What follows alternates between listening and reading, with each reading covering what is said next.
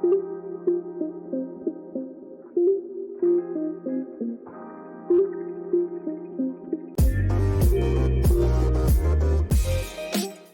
to all the rugby league diehards and welcome to another episode of Six to Go, which is still Belgium's undisputed #1 rugby league podcast.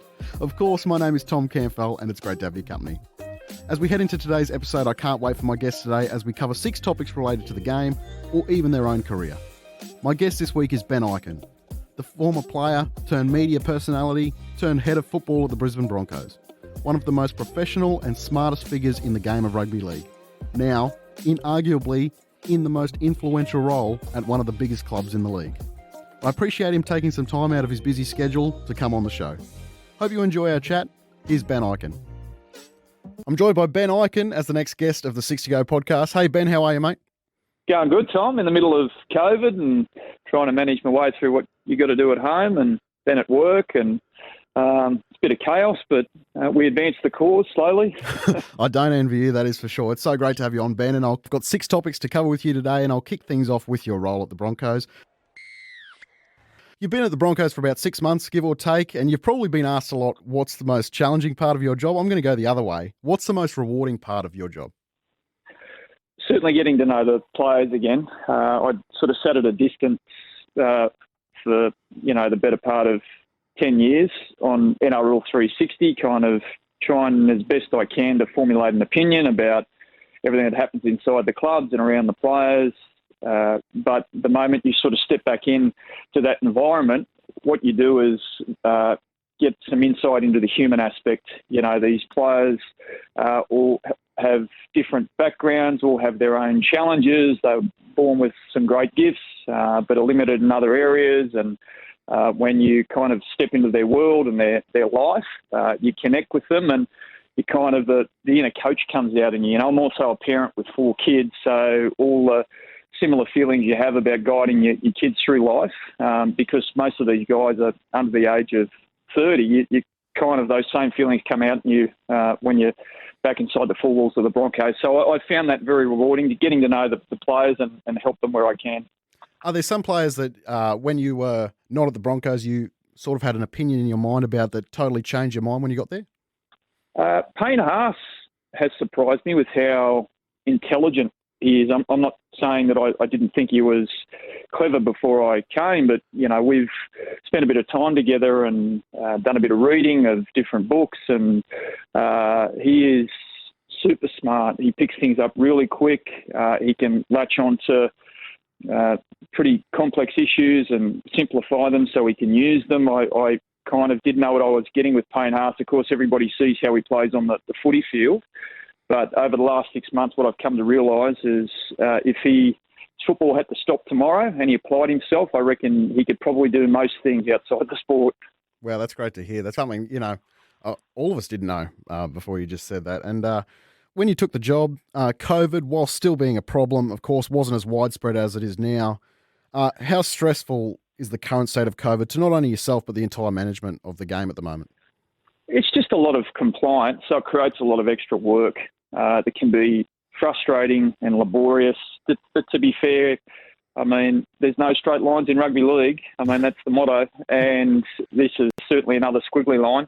You know, when I stepped into the Broncos job midway through the year, we effectively went straight into a COVID bubble, you know, based on the NRL's Apollo protocols, which in some ways allows you to manage everything much tighter. Whereas now we've got this sort of hybrid version where there's a whole lot of things that the players are allowed to do because we're not in competition that presents issues with respect to infection, which then creates all this extra testing that you want to do with them before they come into the training facility. There's a lot of paperwork, a lot of communication with the NRL. So, look, I wouldn't say it's been difficult. It's just been more work than you'd probably have to undertake. So COVID has been annoying for everybody, and rugby league is no different. There must be some sort of relief isn't the right word, and you don't want anyone to get the virus, of course, but the fact that this is happening in the off-season rather than, round 10 obviously helps. We're sort of at a bit of a peak at the moment. I have no position on that, Tommy. Because what is true for Omicron might not be true for the next variant. And I don't know when that next variant hits and what sort of impact it'll have. So what we're doing at the moment is that this variant is in our world. We're taking the advice from the people who know much more than I do, and we'll handle it as it arrives, and then it'll probably dissipate after a while. And then, as has been the case for the last couple of years, something new will crop up, and then we'll do our best to manage our way through that. So it's just kind of one day at a time. Fair call. Ben, you've got a generational type talent in Payne Haas. We just mentioned him before at the club at the moment, and I had Peter Bedell on last week, and we spoke about his contract situation. And whilst I won't ask you about that because I'm not. Oh, you can. Okay. What do you want to ask? Well, where is the Payne Haas contract situation at the moment? So he's currently contracted to the end of 2024. Yep. So we've got another 3 years of Payne Haas, and there's been some reported issues between Payne and his management, which, he's working through at the moment. And when he comes out the other side of that, then he will let us know. And we, of course, I think like every rugby league club and possibly a few rugby union clubs on the planet, want to keep Payne Haas at our organisation for as long as we can. So once things settle down for him at his end, then we'll start the conversation about what the next phase looks like. But at the moment, Payne Haas is contracted to the Broncos for 3 more years. When I spoke to Peter, we spoke about how he plays like $1 million player. Now, if I ask you as a head of football, how do you value a player to say he's worth X amount? And I'm not just talking about Payne Haas, I'm talking about anyone, whether it be number 25 on your roster or number 1. How do you value someone to say, yes, this is what he is worth? So, look, there's some objective approaches that we take, which is commonly used in most professional sports these days, linked mainly to data analytics. So what are statistics? What does he produce every week? How does he stack up against players that play in that same position? How important is that position in the team? And then, of course, you can apply some sort of value. But then there's all the intangibles that can't be measured. What sort of guy is he? Is he a future leader? Yes, he's made some mistakes in the past, but has he acknowledged those? Is he doing whatever it takes to be better than he was? What does he bring to the change rooms? And so when you put all that together and you sort of thrash it out, we've got a roster control group at the Brisbane Broncos. Darren Lockyer sits on that from the board's perspective, a whole heap of people from inside the footy department, and then we kind of mix the objective with the subjective and try and get as close as we can to what we think Payne is worth. And then, of course, the thing that gets pushed into that conversation is how the market values him. Because external to our organisation, there are going to be clubs in a certain cycle that are prepared to pay a huge sum for Payne. So they're all the competing forces that you kind of got to deal with when you're trying to value a player. This fascinates me, Ben. I'm a bit of a sports nerd. Well, when you've got a player like Payne Haas, now, in my opinion, Payne Haas, best front row in the game. And there would be clubs out there willing to pay $1 million for Payne Haas. How do you value a $1 million front rower compared to, say, $1 million halfback? Is $1 million the best front rower and $1 million the best front rower and $1 million halfback the third or fourth best halfback? It doesn't work that way. It can do. So if there's a halfback, let's just say Cameron Munster comes off contract at the Melbourne Storm. He is, possibly the best 5'8" in the game. Yep.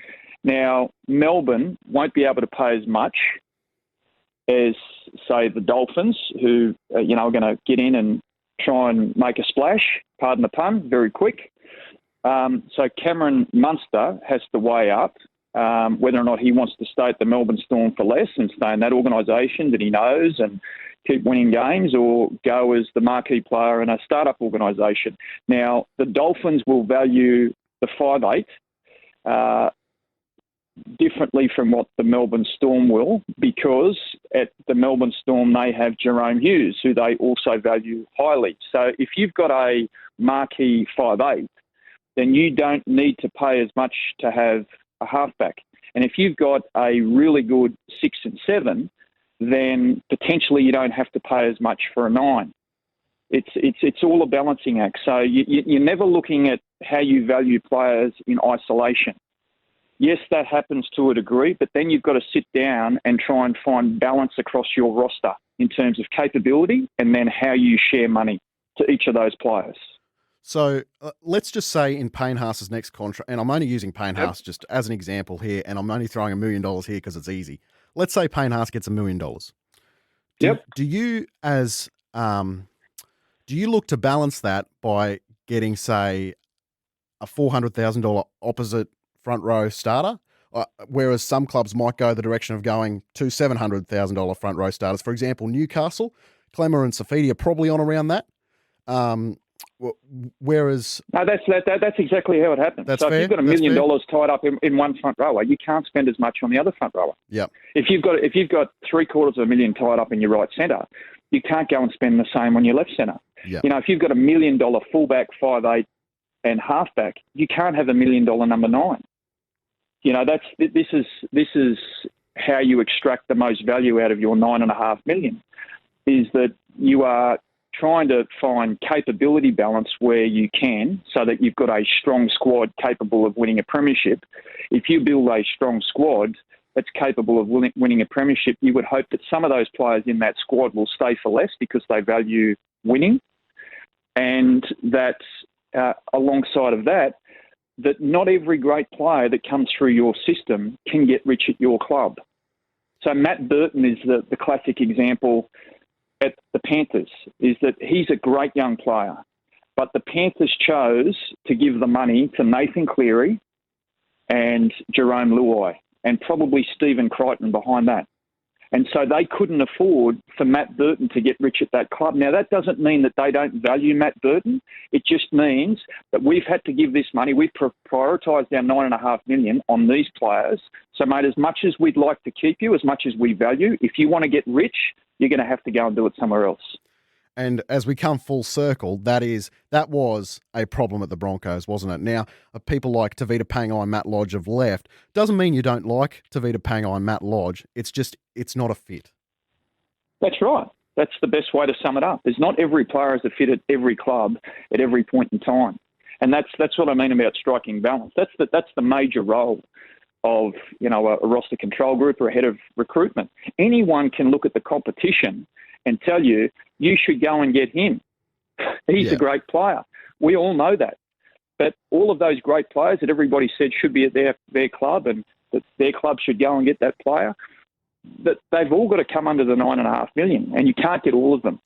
You know, and you've also got to acknowledge that when you're looking at a player trying to make an assessment about whether or not you want to pay them the money, it's as much about what they do in the dressing shed, particularly when you get sort of north of $750,000, as they do on the field. Sure, they have to have an impact on the result every week. I acknowledge that. But if you've got someone who's getting a lot of money at your club who's undermining the system in any way, not for any evil reason, it's just because they're not a fit, then you have to make the tough decision, have the tough conversation. Ben, I'd like your take on an opinion I have, and you can take this in any way you'd like. I believe players' contracts should be publicly available knowledge, and I think fans should be able to go to, whether it be the NRL website or whatever, to see registered contracts and see values and years attached to them. First of all, do you agree with me? And if not, I'd love your reasons why. Yeah, I don't agree with the fact that their contracts should be made public. Yep. So I think that takes some of the competitive tension out of the negotiation process for players. But I do believe, because we've got a salary cap, that once you get beyond the $9.5 million, that every club should have to make public the total amount that they're spending on third-party agreements. Yep. So if you take your $9.5 million that you're spending on players inside the cap, and then one club spending an extra $3 million in third-party agreements on their squad, compared to another club who's only spending $500,000, then Club A has a $2.5 million advantage over Club B. And fans should know that. So that if Club B gets up and beats Club A, then the Minnows, the David, goes and beats the Goliath. That's kind of what happens in some of these other codes around the world. Leicester was a classic example. Not spending a stack of money, go through, win the English Premier League. I'm sure it's happened in Major League Baseball and NFL, where there's less restrictions on what you can pay players. And that could be true for our game if we made public total third-party agreements by club. Yeah, I support that 100%, and I'd be totally happy with the third-party agreements being made public as well. Also, I just think that, rugby league's not shy of a salary cap scandal every now and then. This is where the reason I was coming from. We see in America, for example, it's extraordinarily rare for a salary cap scandal in American sports because everything is so public and the numbers are being able to crunch by anyone. So it's all out there. And you're right, like the Minnows, for example, it's great achievements. For example, the Tampa Bay Rays have had a couple of great seasons in the Major League Baseball. Max Scherzer has just signed a contract for the New York Mets worth more than the entire Tampa Bay Rays salary. So it is fascinating from that point of view, but I appreciate your thoughts on that, no doubt. Yeah, look, I get the concept, but, I think the third-party agreements being made public would effectively show up, how clubs are managing to fit so many great players, potentially under a $9.5 million salary cap, because, good players want to be paid what they're worth. It's getting harder and harder to put someone on your cap now with all the auditing that goes on at the NRL, for way unders what their market value is. If there's any discrepancies that way, the NRL pick it up. So if we were to go and offer Payne Haas $500,000 in his next deal, the NRL would ask some very tough questions of us because they would think, well, particularly if he's getting offered, in excess of $1 million elsewhere, they would say there's no way he's sacrificing that much to stay there. So where's the money coming from would be the next question. But if you make public all the third-party agreements, and again, you can only make the legitimate ones public, then maybe that just appeases the fans in some small way. Ben, you were the host of a very successful Fox League show, NRL 360, before taking the Broncos job. And whether it was ever an option to stay as part of the show in any sort of role whilst taking up your role now, I've got no idea. But I'll be totally honest, Ben, I'm glad you didn't. And don't get me wrong, I loved you as a host. I thought you were brilliant. But I personally don't like when people who have roles at NRL clubs, particularly high roles, then also have high-profile media jobs. Because to me, there will always be a question of integrity when they're discussing certain topics. What's your thought on someone having both an on-air role and whether it be commentary or as an analyst, whilst being a board member or a coaching role or another high-profile role at a club? Yeah, it does make it difficult. And to be fair, it sits well and truly within the realm of your own personal values. When NRL 360 originally started, I was on the board of the North Queensland Cowboys, and we were going one night a week. And for that first 2 years, I found it difficult not only to talk about the Cowboys, but then anything I did say about the Cowboys, how that would be received by the people at the organisation on which I was a board member. So as soon as NRL 360 went from one night a week to 3 nights a week, I thought, I'm going to run into a whole stack of trouble here. I don't feel comfortable with this. I chose to step down from the Cowboys board. I took up the Queensland Rugby League board position, sort of at the back end of my tenure on NRL 360, mainly because the QRL role was predominantly grassroots focused. And by the time Origin rolls around, everybody, I think, is meant to be one-eyed and biased when it comes to Origin, even on NRL 360. So, look, for me, I think it just makes it that there's a whole stack of conflict at different levels, and if you can manage that personally, then good on you, keep doing it. But for me, I just found it a little too difficult, so I chose to separate the two roles. So you don't think that there should be any and I know it would be tough to sort of put any sort of rule in place, but as long as a broadcaster and club were both happy with it, you'd be fine with it? Yeah, absolutely. I've got no issue with it, as long as you're declaring your interest. It's only when your agenda, is hiding in the shadows. But, so Greg Alexander has been on the Penrith board for 20 years. He's passionate about that club. He took them to a premiership. He's a former captain. He's a legend, and he wants to give back. And it's been a long journey for him to kind of get the Panthers back to premiership winners. And I think there's something in his bones that wanted to see that happen. But he's also a very good broadcaster. And I don't think, if you handle it in a sophisticated, mature way, that you should be forced to give up one over the other, if you can find a way to do it well. Fair point. Ben, Adam Reynolds has joined the club this off-season. First of all, how is he health-wise? And after a deep finals run last season, of course, going to the grand final. And I was thinking about this the other day, would he be the most significant signing for the Broncos in recent history? I would say yes to your second question. He dropped into a few ball work sessions before he was actually meant to get back to training based on the compulsory leave period. And to say Kevy got excited is probably an understatement. He's just a class act.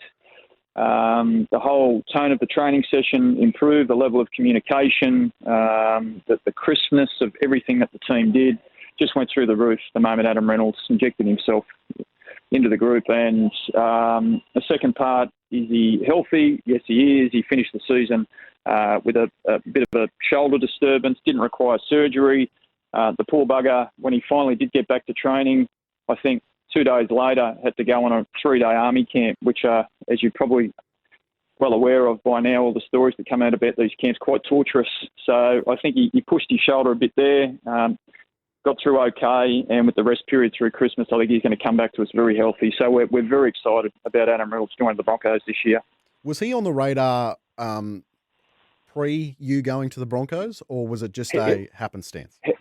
He was signed before I got to the Broncos. Oh, okay. All right, fair enough. Yeah. So that happened prior to me.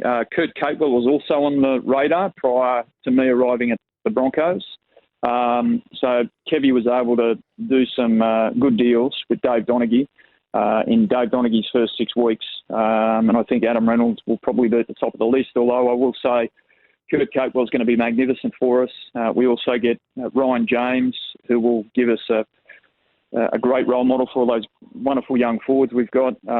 So the roster on balance, as we were discussing earlier, we feel like it's improved a lot on the last 2 years. So we've got some experience, some youth, some strikes, some game awareness, all the things you need to kind of produce a quality performance. So I think Kevy's done really well to assemble a good squad. Do you know who's going to play 6? There was some rumour mid last year that Katoni Staggs might be in the frame for that, but that might have just been all contract negotiation stuff. Is there any firm favourite for the 6 jersey at the moment? No firm favourite, but they're all going hammer and tong. So Albert Kelly, Tyson Gamble, Billy Walters are kind of 1, 2 and 3 at the moment, but in no particular order. I'm sure Adam Reynolds will have a big say in who he wants to partner him. Yep. And then sitting in behind them, we've got young Ezra Mam, who's just extended with the Broncos. He came out of our academy, made his debut in the Intrust Super Cup last year for South Slagan Magpies. He's a future star. We're really excited about Ezra. He could potentially play some first grade this year. And then on our development list, we have Tamari Martin, the former Kiwi international, had to retire with a brain bleed. So Tamari's going to find his way back into an NRL system with us. So he sits just outside our top 30. And then we have Tyrone Roberts, who's a very crafty half, who's with us on a train and trial contract. He's linked with one of our affiliates, the North Devils. So Adam Reynolds has got the 7, and then I think I rattled off about 6 names there of guys that will be vying for that other position. So it's been hotly contested, Tommy. Even with the signings, those most recent signings, you mentioned them all there. It is still quite a youthful team when you take a look at it. Who are you most excited about personally amongst this crop of youngsters coming through? Yeah, look, I'm a big Jordan Ricky fan. Yep. So he'll sit out there on the right edge. I can't wait to see Katoni Staggs back fit and healthy. He'll also be on the right edge. And then probably sitting at the end of that pretty lethal right side will be a guy called Selwyn Cobbo. Yeah.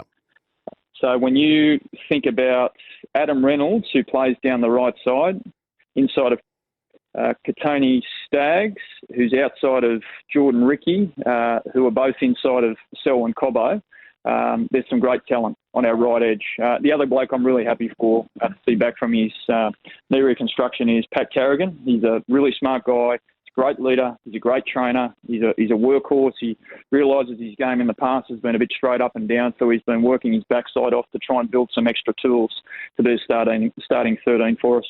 Selwyn's a name that came up last week when I was chatting to Peter Bedell we both discussed an Origin bolter. Now, whether it be this year or next year, Origin certainly looks in his future, doesn't it? Particularly with Queensland centre stocks at the moment, just quietly.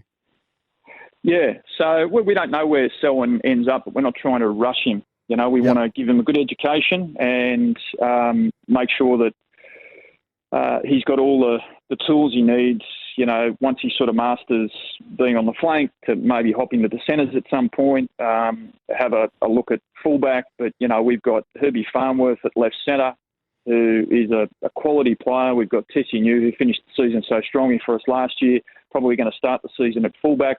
Between the three of them, they could all play those three positions. But with respect to Selwyn, while at the moment he's being compared to Greg Inglis and Latrell Mitchell, the key for us is, as excited as we are about him, we just don't need to rush his development. Ben, the Broncos haven't made the finals in the past 2 seasons. What are your expectations this year personally? Top 8. Yep. Yeah. You're kidding yourself if it's not top 8. Look, I'll be honest. I think there's probably, based on last year, 6 quality football sides and then the rest. Yep. And, I don't know if that's changed. I haven't done as much analysis as I normally would do this time of year, preparing for NRL 360, more focused on our club. Yep. But I still feel like the goal for everybody who finished from 7 down last year is to get to the top of the pile of those other clubs. And we believe we're good enough. I believe that Kevy will be better for the run as head coach last year.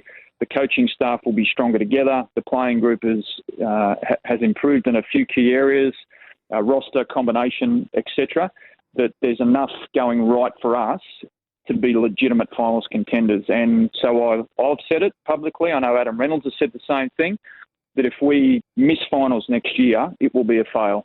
You joined the Broncos mid last year. This will be your first full season. How do you feel? Nervous, excited? I don't get nervous or excited, Tommy. Ask Paul Kent. I tend to be a bit boring. I operate in straight lines. I'm a man of process, so I just like to go to work, do the work as well as I possibly can, come back the next day and do it all over again. It's just kind of my thing. Kevy and I balance each other out well. He's very emotional and passionate and likes to connect with people, at a deeper level, whereas I like to focus on the doing of the thing, less the person that's doing the thing. Well, Ben, that's it from myself. I can't thank you enough for coming on the 6 to Go podcast. I appreciate you taking the time and coming on, and I know you're very busy, but you're welcome back anytime. Thanks, Tom. Appreciate it. Thanks, mate. Talk soon. Good on you, mate. A big thanks to Ben for coming on the show today. He's got a big job ahead of him, but it's clear he's already laying some very solid foundations back at Red Hill, and hopefully we can have a chat to him later in the year and see how he's going. By the way, if you want to get in contact with me, you can on Twitter at @TCanfell. Please don't forget to rate, review and subscribe. My name is Tom Canfell. It's been so good to have your company. Until next time, this has been the 6 to Go podcast, and that is full time.